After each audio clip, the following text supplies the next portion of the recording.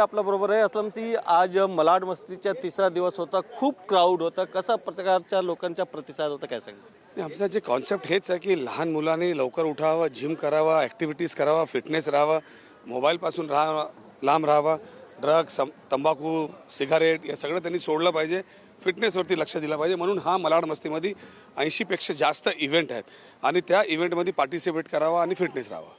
मलाड मस्तीच्या माध्यमातून तुम्ही महाराष्ट्राचे जे शेतकरी आहेत त्यांच्यासाठी पण काय करणार आहेत, कशा प्रकारचे काय कॉन्सेप्ट दरवर्षी आम्ही जे मलाड मस्तीमध्ये ज्या आम्ही हे पार्टिसिपेट जे असतात, जे आमचे डोनर्स असतात, त्यांना आम्ही निवेदनही करतोय की मागच्या टायमाला जसं आम्ही कुपोषणला केलं होतं, आदिवासींसाठी केलं, या वर्षी महाराष्ट्रात पूर आला आहे, बरीच गावामध्ये बरीच आता अजूनही किसानं जे आहेत त्यांची घरं उद्ध्वस्त झालेली आहे. म्हणून अशा गावामध्ये काही लोकांना आम्ही 100% मदत करू.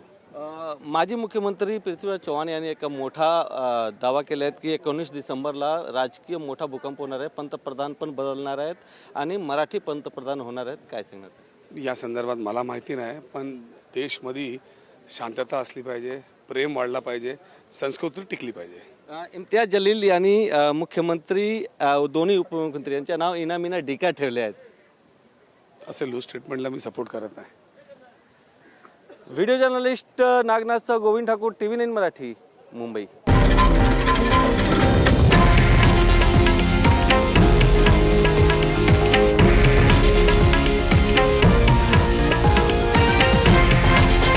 हे आहे देशातील नंबर 1 न्यूज नेटवर्क आणि आपण पाहत आहात TV9 मराठी, एकमेव.